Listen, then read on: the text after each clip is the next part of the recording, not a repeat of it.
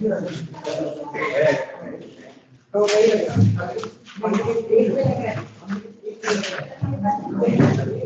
जी, hello hello, mic testing. Question number 1 में doubted, B option में doubt है। COONA कैसा ग्रुप रहेगा? माइनस आई या प्लस आई? COO माइनस और Na प्लस होगा तो COO माइनस है, और आजकल COO minus plus I group होता है आपके नोट्स के हिसाब से।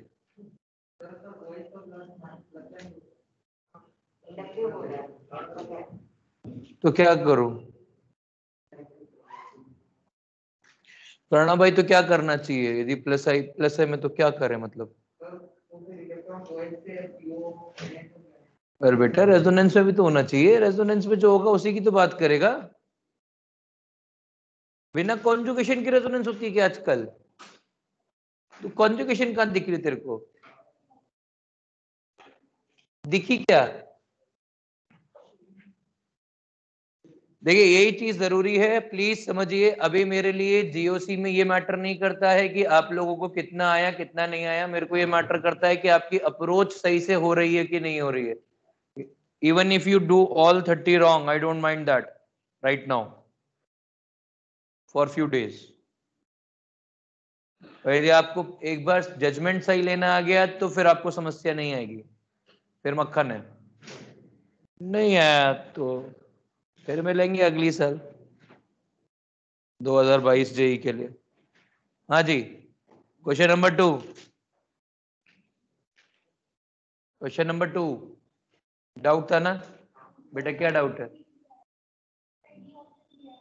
अरे डी छोड़, तेरा क्या आया ये बता मुझे, आंसर में कोई इंटरेस्ट नहीं है। B for Bombay. I first का ज्यादा है, फिर थर्ड का ज्यादा है। अच्छा चल एक बात था, माइनस जो प्लस आई इफेक्ट है वो कौन लगाएगा? ओ माइनस लगाएगा। प्लस आई पास से लगेगा कि दूर से अच्छा लगेगा? कहां से अच्छा लगेगा? तो किस में पास आएगा, सेकंड में, फर्स्ट में या थर्ड में? तो सबसे ज्यादा इफेक्ट किसका आएगा, सेकंड का आएगा, फर्स्ट का आएगा कि थर्ड का आएगा?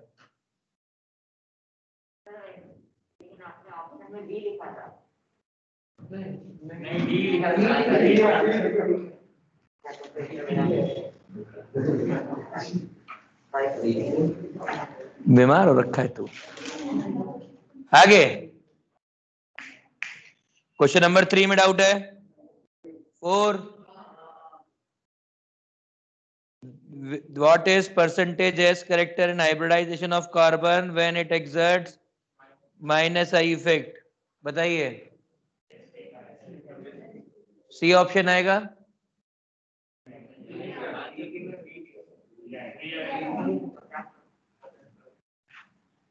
क्या आएगा? बी। क्यों? सी क्यों नहीं आएगा?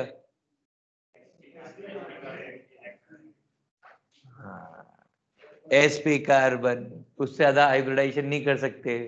50% ज्यादा एस कैरेक्टर करना इज नियर इम्पॉसिबल। मतलब किसी को ऐसा तो नहीं लग रहा ना कि डी भी ला सकते हैं? होता है हर बार। सर सबसे आया तो 100% होएगा। कोई नहीं, नेक्स्ट। 5th, 6th,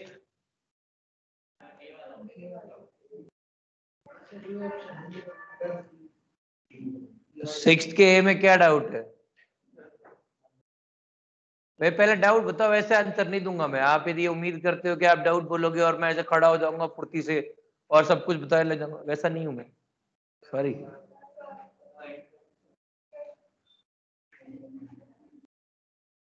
कोई तो बोलो।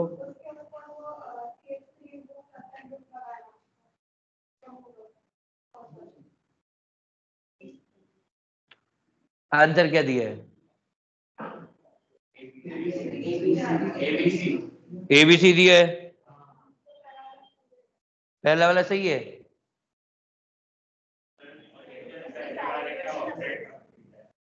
दूसरे वाले का भी ऑक्टेट कंप्लीट है।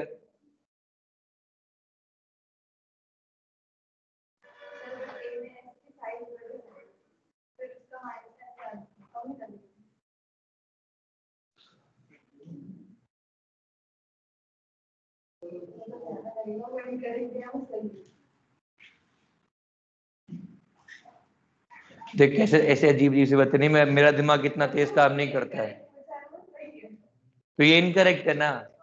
बस ठीक है, तुम हम लोग भी वही बोल रहे, तो फिर प्रॉब्लम क्या आ रही है? वो नहीं, उसका डाउट है, वो मैं समझ गया, क्योंकि उसको लग रहा है कि S के ऊपर CH3 लगा हुआ है, तो CH3 को क्या होना चाहिए? प्लस आई ग्रुप होना चाहिए, जिसकी वजह से S की इलेक्ट्रॉन विड्रॉइंग टेंडेंसी कम हो जानी चाहिए। आपको ऐसा लग रहा है, बट S की खुद की कोई इज्जत नहीं है क्या? डोमिनेंट इफेक्ट क्या होगा, इंडक्टिव की एलिमेंटल? भैया S है, S थर्ड पीरियड का एलिमेंट है, थर्ड पीरियड का एलिमेंट इलेक्ट्रॉन विड्रॉ करने के मामले में बहुत बहुत शातिर होता है। ठीक है, नेक्स्ट। हाँ भाई, और किसी को डाउट है? देखिए एक बात ध्यान रखिएगा, जब इलेक्ट्रॉन विड्रॉ करने की बारी आती है ना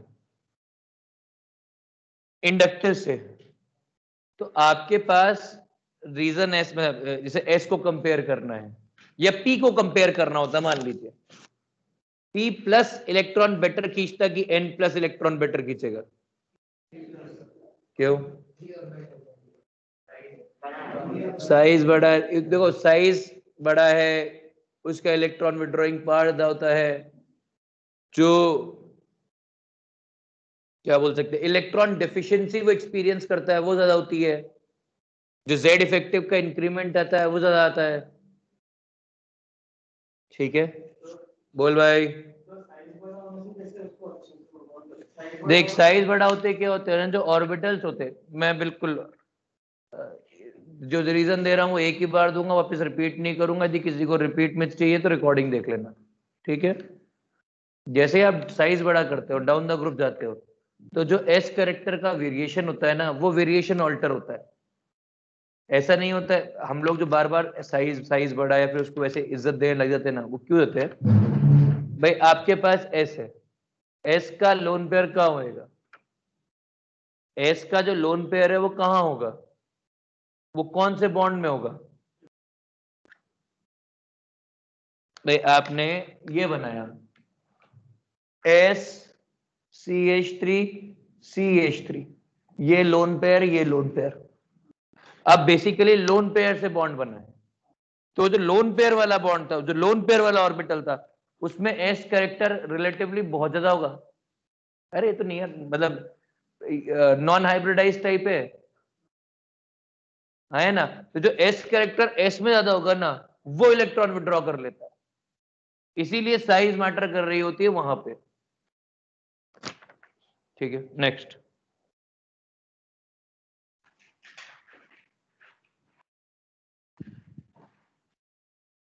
but still it is no match for vacant orbital, क्योंकि ऑक्टेट अभी भी कंप्लीट है इसका, वेकेंट ऑर्बिटल का कोई मैच नहीं। नेक्स्ट, 8 9 10 11 12 माइनस का इफेक्ट कौन कौन दिखाएगा?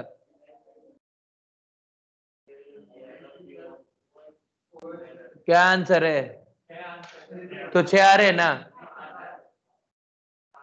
NH3OH 2, NCH3 होल 3, वो जो है वो 3, SO3H 4, CHO 5 और Cl 6,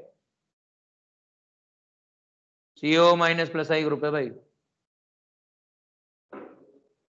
अभी थोड़ी देर पहले भी तेरा ये डाउट था। Next, 13th 14th। अबे 13th केमिकल बॉन्डिंग का थोड़ा सा टेक्सचर डाला है बस, जरूरी था।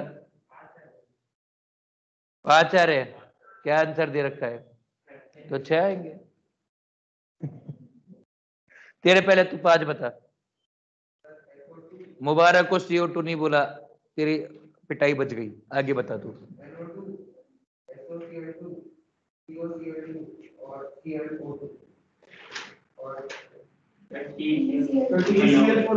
हाँ, मैं तो अगला सवाल ये था कि पहले बता TeCl4 की ज्योमेट्री कैसी है, शेप कैसी है?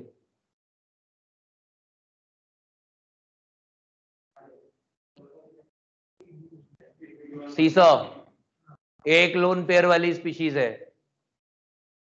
ना? कितने लोगों ने होमवर्क नहीं किया हुआ है? ईमानदारी से हाथ उठा दीजिए। 1 2 3 4 5। कोई खास वजह होमवर्क नहीं करने की? अच्छा ठीक है। और आप लोगों ने? अच्छा हाँ बेटा, क्या आदित्य तूने क्यों नहीं किया? क्यों? ये तो और भी बुरा है कि सेलेक्टिव किया, बाकी भी करता। या तो बिल्कुल यदि टाइम नहीं मिला तो एक भी नहीं होता, या फिर ऐसा था कि टाइम कम मिला तो इतना कर पाया उतना कर लिया। तो फिर अरे सॉरी वाला ऐसा टेंशन नहीं लेने का है, मेरे को सॉरी वॉरी नहीं चाहिए होता है। I am very practical in this aspect कि आपके सॉरी से मुझे कोई लाभ नहीं मिलने वाला है। पर यदि आपको टाइम मिले तो आपको होमवर्क करना चाहिए और आपको टाइम मिलना चाहिए। यदि आप किसी और जरूरी काम में व्यस्त हैं तो वो जरूरी काम नहीं होना चाहिए। ऐसे केवल 2 ही जरूरी काम होते हैं जिन 2 जरूरी काम के लिए आप पढ़ाई छोड़ सकते हैं। पहला खाना, दूसरा सोना। इनमें से कौन से काम में व्यस्त है आप? दोनों में से कोई भी? क्या फिर क्या मतलब? हाँ भाई, बाहर गए थे? कितनी बार? अबे तो रात को ही क्या मतलब, पूरा होमवर्क रात को करने के लिए छोड़ते हैं क्या? रात को सोने का होता है।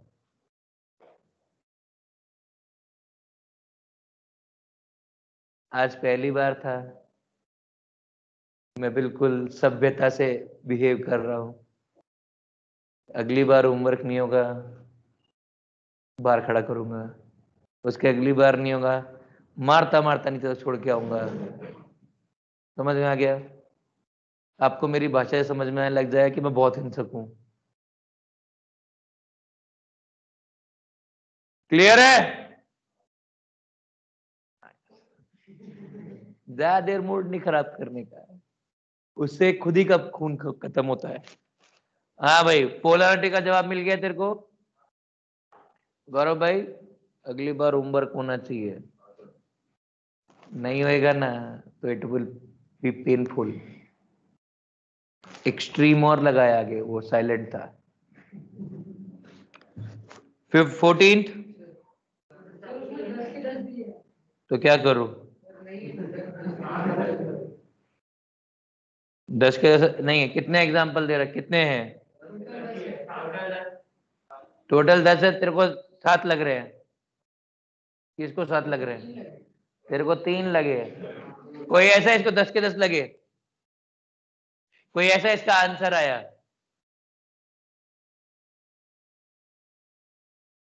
अरे मतलब 1 2 3 4 5 6 7 8 9 10, आंसर 10 हुआ है। कोई ऐसा इसके 9 है? 9 तक 1, कौन सा नहीं है तेरा?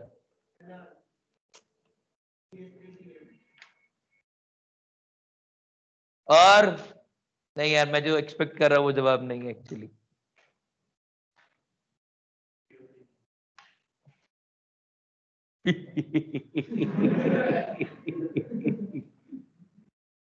अमान भाई कितने हैं? शानदार। मानस कितने हैं? KF नहीं आया, अत्यंत दुखदाई। सबसे स्ट्रांग बॉन्ड वही बनाएगा यार, तूने उसी को गायब कर दिया। अच्छा अच्छा, यार तुम लोग है ना, सच्ची में बताया तो या तो मेरा दिमाग खराब करके मानोगे। और कौन है भाई? तेरा कितना है?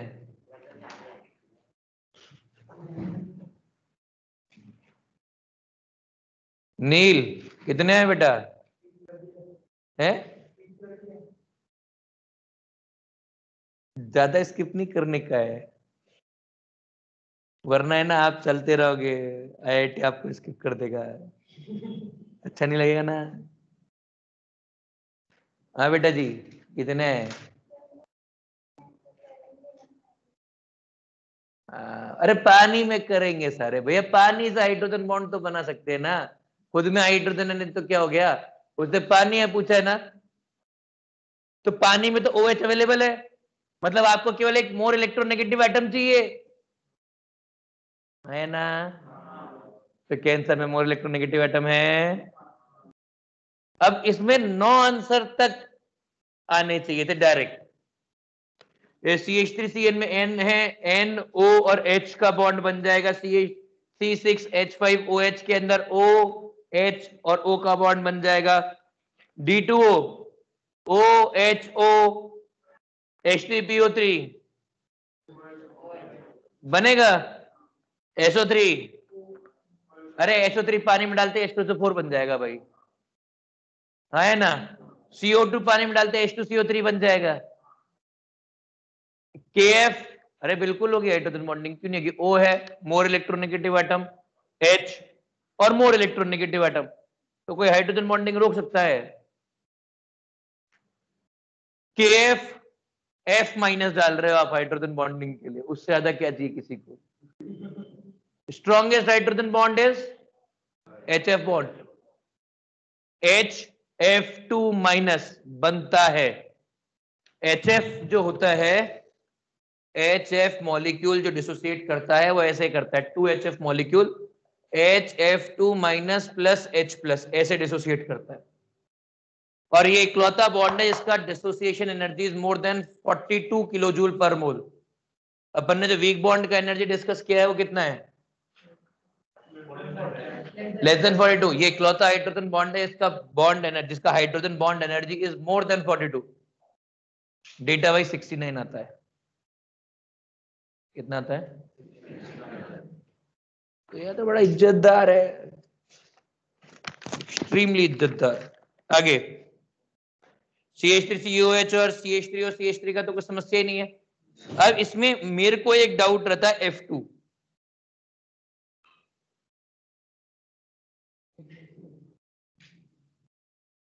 मेरे को सिर्फ एक डाउट होता है F2, आपको भी डाउट हो गया ना?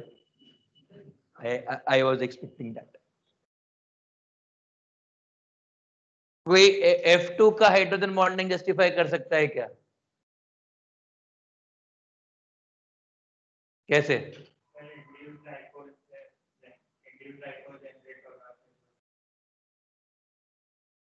द मोस्ट इलेक्ट्रोनेगेटिव एटम के इलेक्ट्रॉन्स को पोलराइज करने की गलती वाटर कर देगा। इंड्यूस्ड डायपोल क्यों आता है? क्योंकि आपके पास एक एटम है जिसके इलेक्ट्रॉन्स हैं, मोर इलेक्ट्रोनेगेटिव एटम बाजू में है, तो वो द मोस्ट इलेक्ट्रोनेगेटिव एटम के इलेक्ट्रॉन्स को पोलराइज कर पाएगा वो? थोड़ा सरप्राइजिंग सा नहीं है? बात समझ में आ गई भाई? F2 मोस्ट इलेक्ट्रोनेगेटिव एटम है, उसके इलेक्ट्रॉन को पोलराइज करने के लिए किसी को यहाँ पे पॉजिटिव लगाना होगा, मतलब कोई मोर इलेक्ट्रोनेगेटिव एटम लगेगा। अब हाइड्रोजन से मतलब फ्लोरीन से मोर इलेक्ट्रोनेगेटिव एटम कहां से लाएगा भाई? एक ही है, एक दो है, एक तीन है, कौन कौन तीन है? सिलेबस का पार्ट नहीं है। हाँ, एल्ड्रेड रोशो स्केल के हिसाब से हीलियम, नियॉन और नियॉन के नीचे क्या आता है? आर्गन, बस। वो भी एल्ड्रेड रोशो स्केल के हिसाब से, क्योंकि वो जेड इफेक्टिव बेस्ड है। देखिए अब यहां पर F2 को लेकर I am dicey, some people से 9, सम पीपल से 10, सीधा सर। सम पीपल से 9 बिकॉज F का ऑक्सीडेशन स्टेट 0 है, और सम पीपल से 10 बिकॉज हाइड्रोजन बॉन्डिंग के लिए जो F की इलेक्ट्रोनेगेटिविटी है, जो उसके लोन पेयर हैं, इलेक्ट्रोनेगेटिविटी नहीं, लोन पेयर, सॉरी, मतलब इसके बहुत सारे रीजन देते हैं। मतलब ये क्वेश्चन मैंने तो बनाया नहीं है, ये मैंने नहीं बनाया। 9 ऑप्शन तक हम सब मैच खाते हैं, 10वें के लिए अलग अलग जगहों पे अलग अलग रीजन है। मैं आपको 2 रीजन दोनों बता देता हूं जो दे रखे हैं हमारे पास, और क्योंकि अधिकतर किताबों ने आंसर 10 दे रखा है इसलिए अपन ने भी 10 लिया है, ठीक है, पर मैं प्रॉपर जजमेंट नहीं देता हूं इसके ऊपर। F2 के पास यहाँ पे लोन पेयर्स है, ठीक है, यहाँ पे HO है, तो जो हाइड्रोजन बॉन्ड बनता है ना, वो ऐसे बनता है। कैसे बनता है?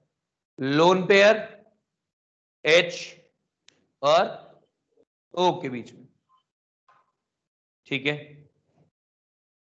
और जो हाइड्रोजन बॉन्ड बनने की कंडीशन होती है MOT के हिसाब से, वो ये होती है कि ओवरलैपेबल इलेक्ट्रॉन्स होने चाहिए, जो केवल लोन पेयर्स, इलेक्ट्रॉन्स मतलब लोन पेयर्स होने चाहिए, जो केवल 2p दे सकता है।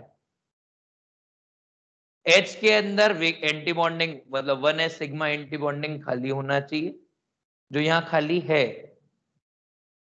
और जो O और H वाला बॉन्ड है वो हाईली पोलर होना चाहिए, मतलब H का जो एक बॉन्ड है वो हाईली पोलर होना चाहिए, ठीक है। क्या सारी कंडीशन सेटिस्फाई हो रही है? वापिस से कंडीशन बताऊं। पहली कंडीशन है कि जो डोनर एटम है, ये डोनर एटम है यहाँ पे, इसके पास ओवरलैपेबल इलेक्ट्रॉन्स होने चाहिए। इलेक्ट्रॉन मतलब लोन पेयर। ओवरलैपेबल इलेक्ट्रॉन्स केवल 2p के होते हैं, इसीलिए क्लोरीन की इलेक्ट्रोनेगेटिव, ये MOT के रीजंस हैं पहले, मतलब MOT की जो कंडीशंस होती हैं कि वो सेम एनर्जी लेवल में होने चाहिए तभी वो ओवरलैप करेंगे, वरना नहीं करते हैं, वैसा वाला। तो और जो ओवरलैपेबल इलेक्ट्रॉन्स है वो केवल 2p के होते हैं। किसके होते हैं? 2p के। Condition 1 satisfied. दूसरी condition, 1s sigma antibonding खाली होना चाहिए। खाली है भाई, यहाँ पे बॉन्ड बना हुआ है तो इसका एंटी बॉन्डिंग खाली होगा, और 1s का सिग्मा यदि इधर है तो एंटी बॉन्डिंग इधर की तरफ होगा। ये मैंने लेक्चर अभी समझाया जब मैंने HF के हाइड्रोजन बॉन्डिंग बताई ना कि वो H के अबाउट लीनियर होता है तब। दूसरा, तीसरा, जो एंटी बॉन्डिंग का बॉन्डिंग ऑर्बिटल है, वो जो बॉन्डिंग है वो हाईली पोलर होना चाहिए। क्या तीनों कंडीशन सेटिस्फाई हो रही है? हाँ है ना? तो आइडियली MOT के हिसाब से उसको हाइड्रोजन बॉन्ड बनाना चाहिए। इतनी 3 कंडीशंस हैं। उसका मतलब बेसिकली एक जो और पॉइंट्स उठते हैं ये उठते हैं कि भाई क्लोरीन और नाइट्रोजन है, क्लोरीन और नाइट्रोजन के अंदर नाइट्रोजन हाइड्रोजन बॉन्ड कर पाता है, क्लोरीन नहीं कर पाता है। क्यों नहीं कर पाता है? क्योंकि 3p के इलेक्ट्रॉन होते हैं, वो ओवरलैपेबल नहीं होते, और थोड़ी बहुत ओवरलैपिंग होती है, सिर्फ अट्रैक्शन नहीं हो सकता है। यदि सिर्फ अट्रैक्शन होगा तो बॉन्ड नॉन डायरेक्शनल होना चाहिए, यदि सिर्फ अट्रैक्शन होगा तो बॉन्ड नॉन डायरेक्शनल होना चाहिए, जबकि हाइड्रोजन बॉन्ड डायरेक्शनल बॉन्ड होता है, ठीक है। हाइड्रोजन बॉन्ड डायरेक्शनल बॉन्ड होता है, इसीलिए कुछ अमाउंट ऑफ ओवरलैपिंग जरूरी है। पहला रीजन तो ये देते हैं जो मुझको पसंद है, सही बात है, जस्टिफाइड है, आपको काउंटर का कोई पॉइंट नहीं मिलता। एक चीज है कि आप कहोगे कि एफ के ऊपर डेल्टा नेगेटिव चार्ज नहीं है, पर MOT बोलती है कि उसको डेल्टा नेगेटिव चार्ज की जरूरत ही नहीं है।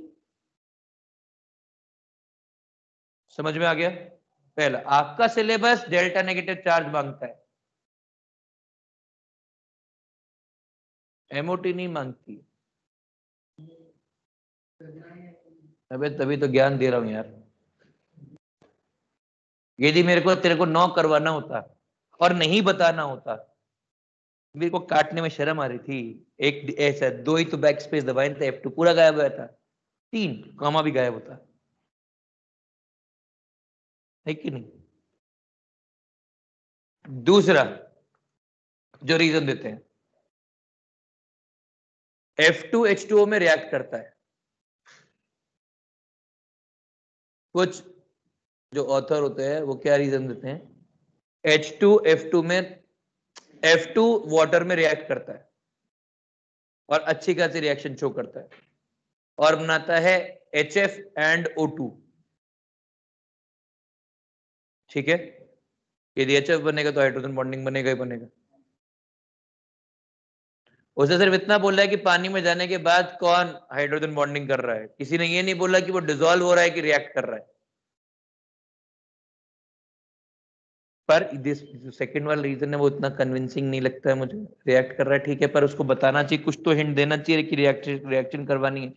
वो तो कह रहा है कि F2 हाइड्रोजन बॉन्ड कर रहा है कि नहीं कर रहा है, उसका प्रोडक्ट कर रहा है कि नहीं कर रहा है वो एक अलग बात है। तो अपन पहले रीजन के हिसाब से जाते हैं, इसीलिए इसका आंसर 10 लिख देते हैं। ठीक है, तो कुछ कुछ जगह पर F2 हाइड्रोजन बॉन्डिंग नहीं करेगा किताबों के अंदर। मैं अभी भी वैसा हूं कि आप लोगों के लिए, क्योंकि आप लोग जब पेपर लिखोगे जेई का, तो आप लोग कौन से बच्चे होंगे, 12th के। तो आपका जो नॉलेज कंटेंट है और जो आंसर वेरिएशन है वो 12th के बच्चे के हिसाब से होना चाहिए। इसीलिए मैं थोड़ा डाइसी रहता हूं, बाकी ideally yes, answer is 10। Clear है? 15th में कोई डाउट है? 16th, 17th, 17th में क्या डाउट है?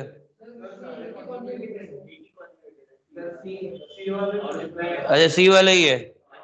अच्छा आपको ABCD नहीं दिख रहा है?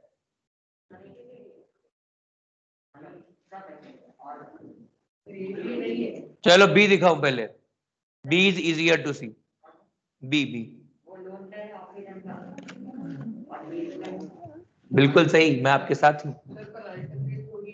अबे समझाने देना, तो ऐसे परेशान नहीं हुआ कर, परेशान कभी नहीं होने का, बैठा हूं मैं।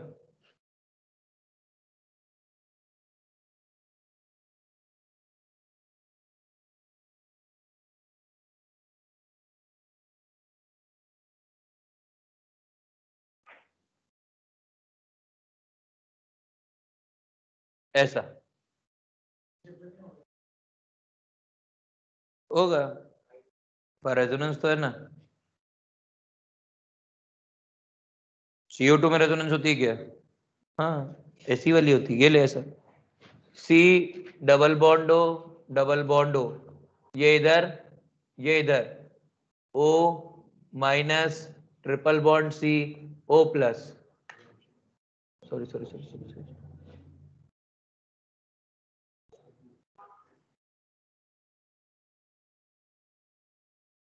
ऐसे 2 RS बनते हैं। ठीक है, उसने ये थोड़ा ना बोला कि कितना रेजोनेंस हो रहा है, उसने केवल ये पूछा कॉन्जुगेशन हो रहा है कि नहीं।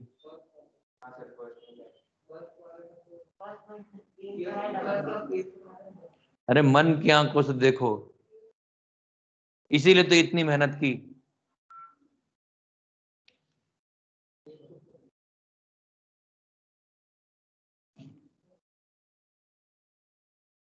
हेलो, माइक टेस्टिंग, आवाज आ रही है मेरी? एक सेकंड रुक भाई, किसी ने टीम,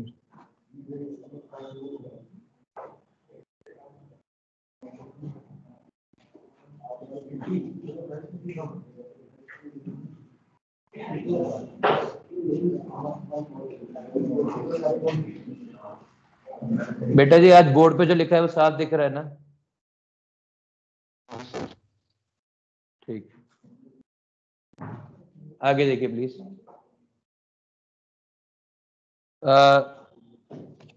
ए वाला CH2C double bond C, CH2 double bond C double bond CH2,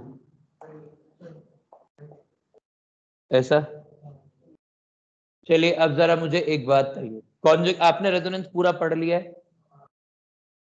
मतलब आपको ये मालूम है कि रेजोनेंस करने के लिए सिर्फ ये चीज चाहिए होती है कि जो p ऑर्बिटल्स है वो पैरेलल हो जाए। बाकी हाइब्रिडाइजेशन और वो जो अरेंजमेंट अपन ने कॉन्जुगेशन सिस्टम पढ़े वो सब बकवास था, वो केवल एलिमेंट्री था बचपन, मतलब शुरुआत करने के लिए। वो चीज आपको क्लियर है अभी तक? अब जरा ये बताओ कितने डबल बॉन्ड है? तो क्या ये वाले डबल बॉन्ड सेम प्लेन में होंगे? तो क्या ये रेजोनेंस कर पाएगा? अरे ये वाला इधर, ये वाला इधर, ये वाला इधर, तो CH2C triple bond C, CH2 यह माइनस यहां प्लस। अरे यहाँ पे सिग्मा बॉन्ड होता तो भी कोई फर्क नहीं पड़ रहा था, है ना भाई? इस वाले बॉन्ड की तो कोई जरूरत ही नहीं ना, केवल ये दोनों पैरेलल होने चाहिए। दोनों पैरेलल है ना, क्या टेंशन है? समझा? बोल भाई।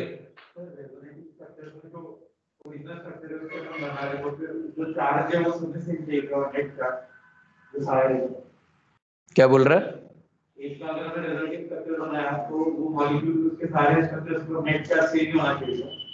हाँ, नेट चार्ज 0 हो जाएगा ना, टेंशन क्या? हाँ भाई,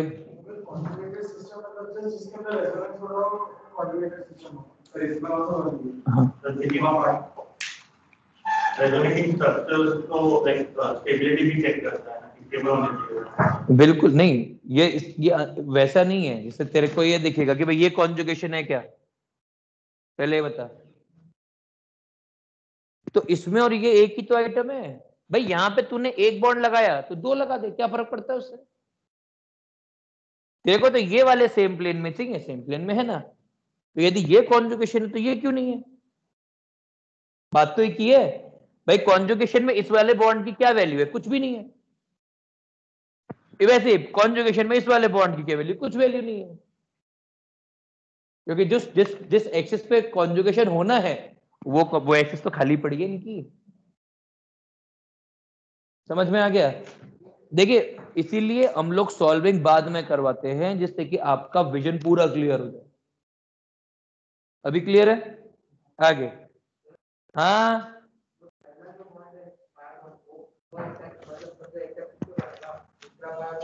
y में बनेगा, तीसरा फिर से x में बनेगा। उससे क्या फर्क पड़ता है? बीच वाले बॉन्ड से मतलब है क्या तेरे को? तो इधर और इधर वाले से मतलब है ना, बीच वाले से क्या मतलब है? जहां पाई बॉन्ड नहीं था तो भी क्या बिगड़ जा रहा था बेचारे का? दिमाग को फ्री कर सारे रूल्स से, मॉलिक्यूल विजुलाइज करो कि हो क्या रहा है। क्लियर है ना भाई? क्लियर है? नेक्स्ट, 18th 19th, ये क्या है? GOCEE।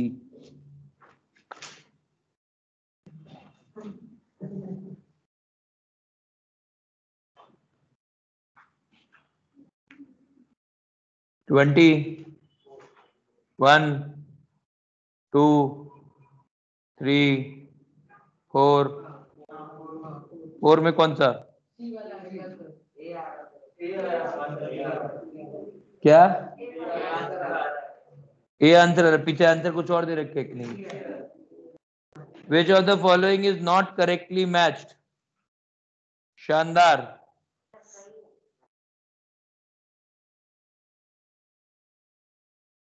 नॉट करेक्टली मैच्ड पूछा है ना, तो फर्स्ट वाला गलत है क्या? करेक्ट है फर्स्ट वाला, ए वाला करेक्ट है। अरे पहले ए वालों की तो समस्या सॉल्व कर दो, पहले ए सबसे पहले बोल। हाँ भाई, ए में क्या समस्या आई थी भाई साहब? फर्स्ट वाला ज्यादा स्टेबल क्यों होगा? ऑक्सीजन ज्यादा इसमें अंदर करना negative charge better than carbon. बोल।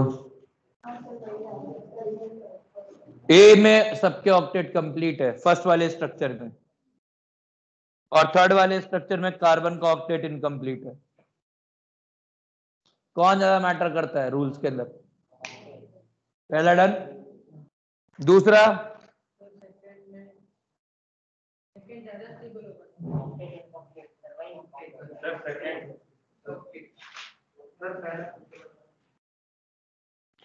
बेटा पहले वाले में जो फर्स्ट स्ट्रक्चर है वो कैसा है?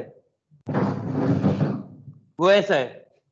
CH2CH and double bond O, यहां प्लस, ये डबल बॉन्ड, यहां माइनस, यहां सबके ऑक्टेट पूरे हैं, ज्यादा स्टेबल होगा।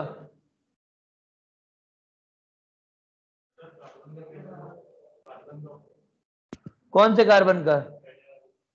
एक बॉन्ड, 2, 3 और एक लोन पेयर।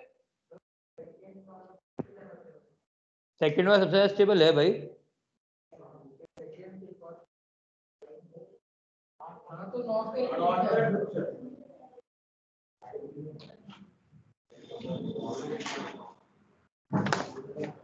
प्रणव, रात को कितने बजे सोया था?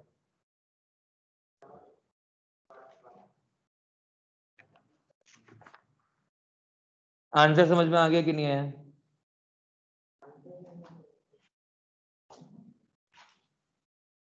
पूछ क्या रहा है क्वेश्चन, ये बता। तेरे को कौन सी लैंग्वेज ज्यादा कंफर्टेबल है? Marathi, Hindi, English, French, German? Hindi. Hindi अनुवाद करिए। प्रश्न नंबर 24 का हिंदी अनुवाद कीजिए। वैसे नंबर को मैं क्रमांक भी बोल सकता था, बट ठीक है, थोड़ा बहुत चलता है। ऐसा सवाल पहले हिंदी अनुवाद कीजिए, फालतू का बात नहीं करेंगे।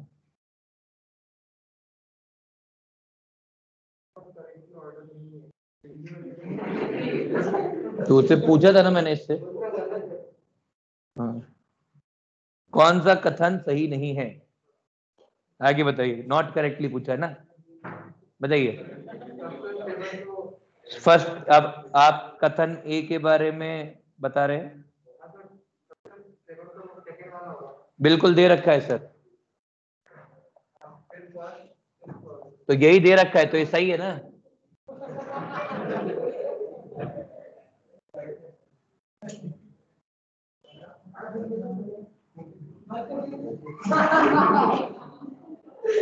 दुख हुआ ना, मैं ये दुख मना चुका हूं थोड़ी देर पहले आपके लिए। आगे 24 का सेकंड ऑप्शन क्लियर है, थर्ड भी क्लियर है। थर्ड किसी का डाउट है? इनकम्प्लीट ऑक्टेट, कंप्लीट ऑक्टेट वाली समस्या है। आगे 25, 26, 26 में कौन सा वाला ऑप्शन? आंसर क्या दिया है? बी दिया है। अब आप अपने बताइए, आप कौन सा बोलना चाहते हैं? आपको सी लग रहा है? ओ पे पॉजिटिव चार्ज दोगे कि एन पे दोगे?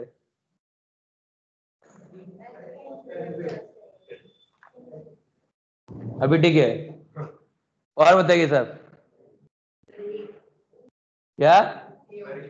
अबे भैया, कार्बन में इनकम्प्लीट ऑक्टेट है, अभी 2 मिनट पहले भी वही बात हुई थी। ओके निनाद मेरे भाई। नेक्स्ट 27, 27 क्यों?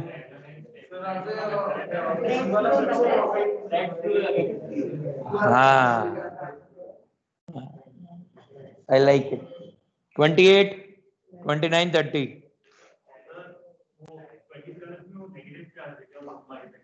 हाँ यार, वो नेगेटिव चार्ज है। वो ये ऐसा है, देख सुन, नेगेटिव चार्ज बनाने के तरीके क्या क्या होते, या मतलब जो बुक में आएगा ना, वो या तो ऐसा आएगा या फिर वो थीटा की तरह आएगा, ऐसा वाला। ठीक है, उसमें होता है कि वो नेगेटिव चार्ज जैसे होल टाइप नहीं होता है। तो यदि उसका इमेज नहीं चिपका रहे होते हैं, टेक्स्ट में यदि टाइप करवाते हैं, तो ये ऐसा ही आता है।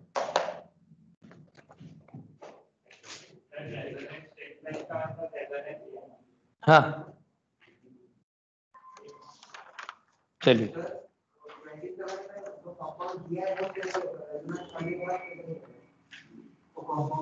क्या बकवास कर रहा है?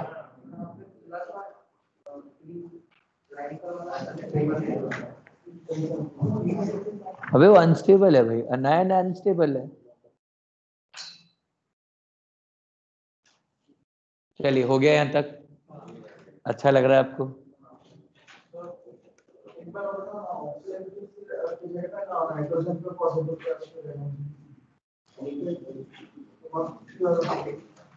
Positive charge more electronegative atom पे रहना चाहेगा कि less electronegative? Oxygen more electronegative है कि नाइट्रोजन है? तो नाइट्रोजन में पॉजिटिव चार्ज स्टेबल होएगा।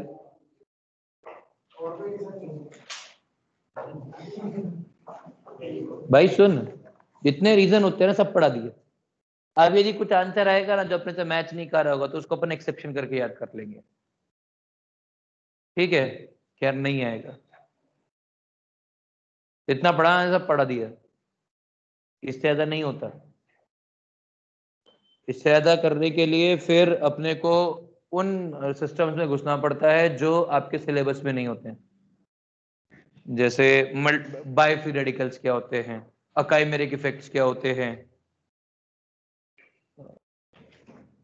वो एमएससी के, वो नेट के सिलेबस में नहीं है, तुम्हारे कहाँ से आएंगे?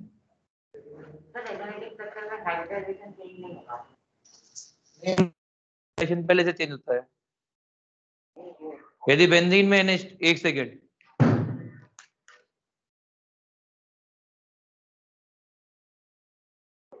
इस नाइट्रोजन का हाइब्रिडाइजेशन क्या है? बिल्कुल, तो पहले से हाइब्रिडाइजेशन चेंज हो रखा है, तू क्या करवाएगा? ओहो, मुझे कोई कॉल कर रहा है, शानदार, मुझे कोई कॉल नहीं उठाऊंगा, बड़े आगे।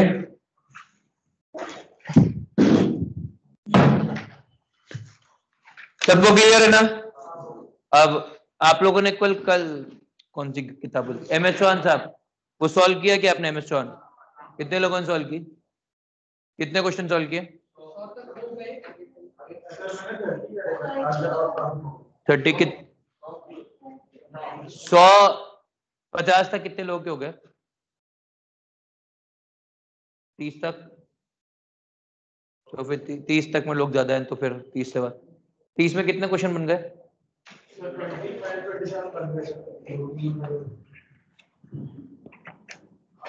याद रखना, उसमें मस्त जाल बिछा के रखे हमने, इसलिए बिल्कुल इमोशनल मत होना। आपको पहले ही वार्निंग दी जा रही है, उसमें एक सवाल है, इसका जवाब मैं जरूर पूछूंगा, हर साल पूछता हूं, और हर साल 6-7 मुर्गे फंस जाते हैं।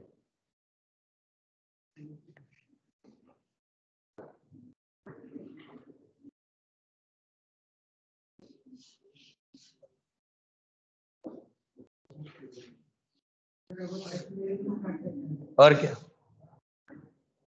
ओके नाउ प्लीज, अगला टॉपिक है isomerism.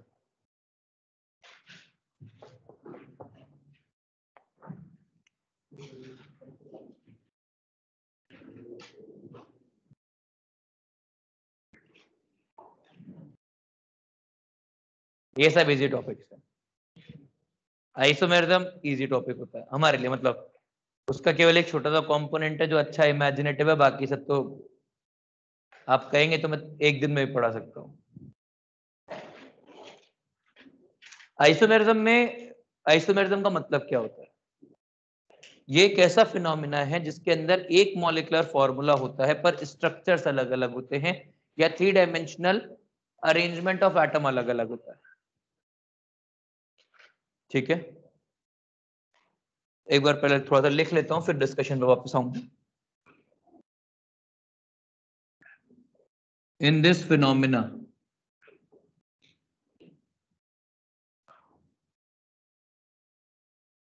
the molecular formula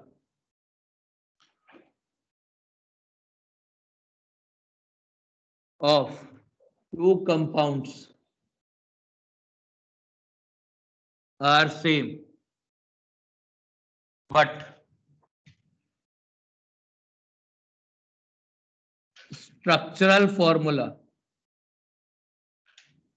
or 3D arrangement is different.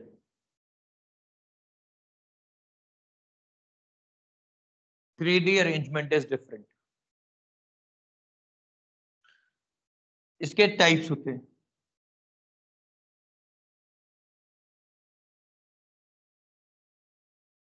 तीन। पहला होता है स्ट्रक्चरल आइसोमेरिज्म।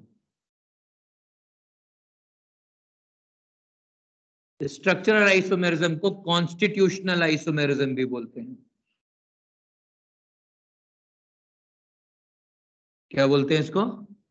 Constitutional isomerism. इसके क्या क्या एग्जांपल होते हैं? Chain isomerism, position isomerism, functional group isomerism, ring chain isomerism, metamerism, tautomerism. ठीक है। दूसरे होते हैं configurational isomerism.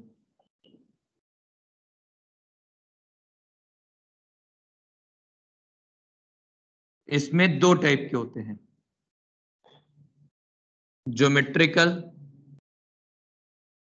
And optical isomerism.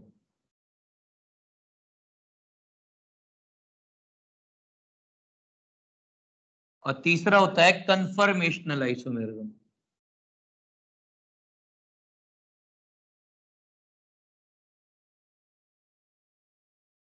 Pseudo, बकवास बात है। सूडो का मतलब होता है फॉल्स, ठीक है, पर सूडो आइसोमेरिज्म एक तरीके का। देखिए जरा समझते हैं। चेन आइसोमेरिज्म, ये कॉन्स्टिट्यूशनल आइसोमेरिज्म में क्या होगा? मॉलिक्यूलर फॉर्मूला सेम है, मॉलिक्यूलर फॉर्मूला सेम होने के बाद इनके स्ट्रक्चर्स अलग अलग, ठीक है।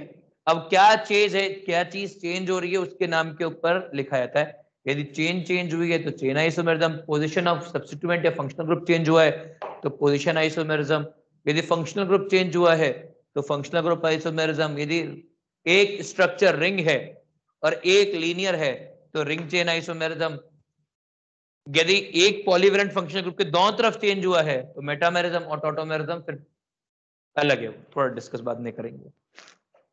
उससे ज्यादा जरूरी है ये वाला कॉन्फ़िगरेशन।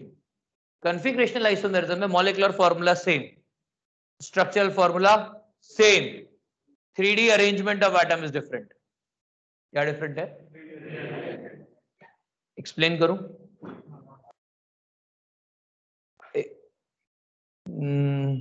3D अरेंजमेंट का एग्जांपल समझ। आप लोगों ने फैन देखा है? देखा है? एग्जॉस्ट फैन देखा है? कितने लोगों ने दोनों देखा है? शानदार। फैन क्या काम करता है और एग्जॉस्ट क्या करता है? दोनों मतलब रिवर्स तरह से ऑपरेट करते हैं, दोनों अलग अलग इक्विपमेंट है। दोनों के कॉन्स्टिट्यूशन में क्या अंतर है?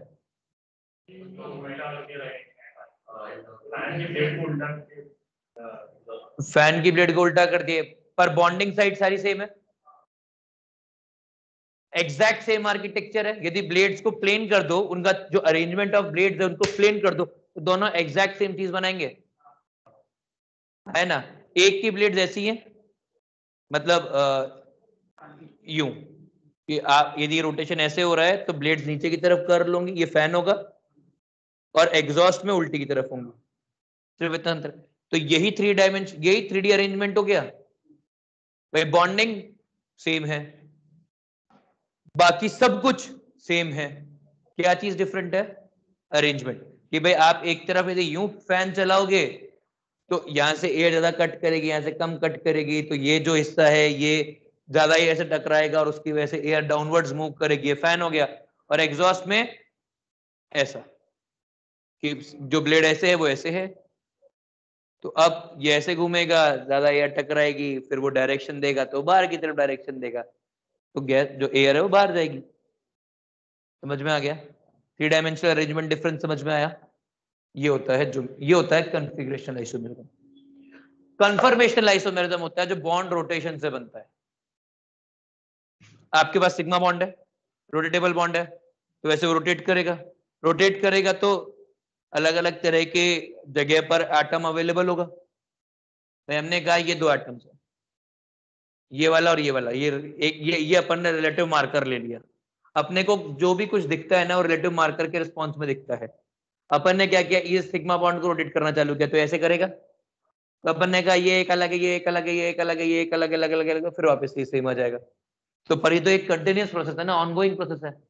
तो क्या कभी भी कोई एक आइसोमर एग्जिस्ट कर सकता है क्या? नहीं, बस ये तो कन्वर्जेंस है, चलते रहेंगे। इसीलिए ये सूडो आइसोमेरिज्म है। केवल पढ़ा जाता है कि ऐसा ऐसा हो रहा है, पर उसका प्रैक्टिकल सिग्निफिकेंस स्ट्रक्चर वाइज नहीं होता, रिएक्शन वाइज थोड़ा सा होता है, इसीलिए पढ़ना पड़ता है। क्लियर है? यहां तक क्लियर है? बोल भाई। मेटामेरिज्म आएगा, ये सब आएगा। मैंने केवल इंट्रो दिया है, ऐसा दिखाया है कि मूवी आ रही है जिसके अंदर सलमान खान हीरो है, बस। आप लोगों को देखने का नहीं है, नहीं मूवी ये देखने का। पढ़े आगे।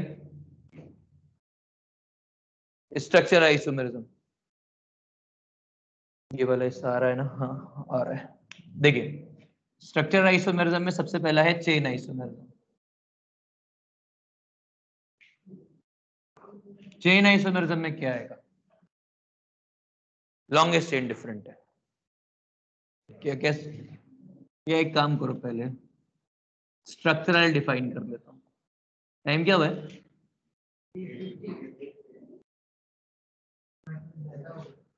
8:50 हो गया है, इसीलिए गुप्ता सर की आवाज आ रही है बाहर से, जो मालूम है। वो 15 मिनट उन्होंने मेरे को इसलिए, हमने इसलिए बढ़ाया क्योंकि मेरी आदत है कि मैं बोर्ड आखिरी में भरने के लिए, बताऊं, कॉपी करने के लिए देता हूँ। ये तो समझा के जाऊँ। Molecular formula same, molecular mass same, vapour density same,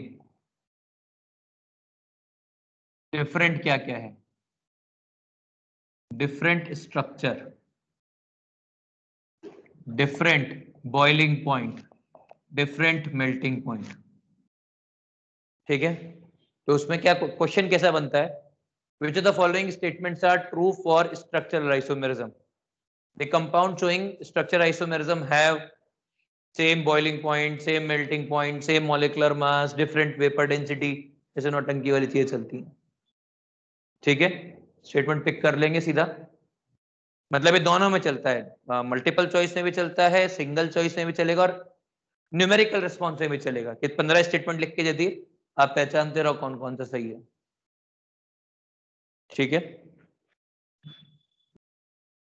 अब टाइप्स, एक सेकेंड, डी सेम। और देखिए इसमें ना एक स्ट्रक्चर आइसोमेरिज्म करते वक्त एक बहुत जरूरी चीज का ध्यान देना है। यदि कभी पहचानना हो कि दो कंपाउंड्स आपस में क्या है, सबसे पहले उसे कार्बन चेक करेंगे, दूसरे नंबर पे उसका डीयू चेक करेंगे कि फॉर्मूला सेम है कि नहीं। जो मोस्ट कॉमन ट्रैप हम लोग इन सब में बनाते हैं, 1 2 3 4 और 5, वो होता है कि हम दो कंपाउंड देते हैं और उन दो कंपाउंड के फॉर्मूले अलग अलग होते हैं। ठीक है, मतलब एक डीयू का अंतर हो जाएगा और बच्चे उसको इग्नोर मार देते। यदि ऐसा आए कि पेपर में आपके पास डीयू अंतर आ रहा है, तो ये मत सोचना कि वो प्रिंटिंग मिस्टेक है, वो इंटेंशनल होएगा। ये मोस्ट कॉमन ट्रैप है, इसमें कोई डिफिकल्ट क्वेश्चन नहीं बनता है। ये 8वीं 9वीं के बच्चों को पढ़ाते हैं, ये 10वीं के बच्चों को भी आता है। ठीक है, तो इसमें जो इकलौता ट्रैप बनता है वो ये बनता है कि हम आपको दो कंपाउंड दे देंगे और दोनों कंपाउंड के मॉलिक्यूलर फॉर्मूले अलग अलग होंगे, और फिर पूछ लेंगे these are structure, chain isomer, position isomer, ये आइसोमर, वो आइसोमर, और आखिरी में एक होमोलोगस, यदि CH2 का डिफरेंस होगा तो। ठीक है, बोल भाई।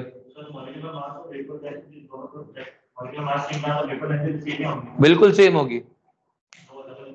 दो अलग अलग इसलिए लिखे हैं क्योंकि जब स्टेटमेंट में पूछते हैं ना, तो ऐसे यार सोचना 10 स्टेटमेंट बनाने हैं, तो हर अलग अलग टर्म को लिखेंगे ना, और बच्चे बहुत ही शानदार होते हैं, तेरे को मालूम है वो दोनों सेम है, तो सोच भी पा रहा है।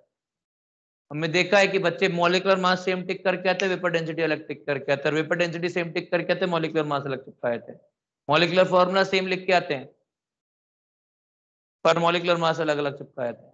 तो छोड़ दे इस बात को, बच्चे बड़े जीनियस होते हैं।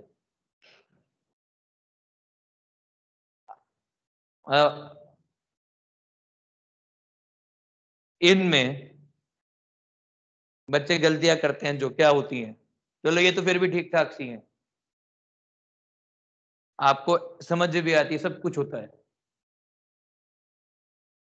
हम पूछेंगे कि टाइप्स ऑफ आइसोमेरिज्म होगा, बच्चे नॉमेनक्लेचर की गलतियां कराते हैं इसके अंदर, क्योंकि इसमें इनको आइडेंटिफिकेशन में सबसे बड़ा जो फैक्टर होता है ना, वो होता है नॉमेनक्लेचर। इसलिए इसको करने के लिए नॉमेनक्लेचर आना चाहिए, जिसके लिए मैंने संडे को क्लास भी लगाई थी, जिन बच्चों का नॉमेनक्लेचर मिस हुआ था। बच्चों को ईथर का नाम लिखना गलत हो जाता है, आइसोमेरिज्म में ईथर का नॉमेनक्लेचर में नाम लिखना सही आता है, ठीक है, जो हमारे हिसाब से अनजस्टिफाइबल मिस्टेक होती है। सेम कंपाउंड का नाम मैं आइसोमेरिज्म में पूछता हूं, बच्चे गलत करके आते हैं, और सेम कंपाउंड उसी टेस्ट के अंदर ऊपर दे रखा होता है वो सही करके आते हैं। इसलिए बच्चों की तो बात ही नहीं कर रहे, जो they are extremely intelligent and genius types. चलिए tata bye bye, see you later, happy birthday, फिर मिलेंगे कल। कल शिवाजी बाबा का बर्थडे है, छत्रपति शिवाजी महाराज की जय। क्या क्या करूं? नहीं डाली क्या? उसमें 2 करेक्शन थे, नहीं 2 मैंने कल डिस्कस कर दिया ना शाम वाले बैच के साथ। Bye bye. Bye sir.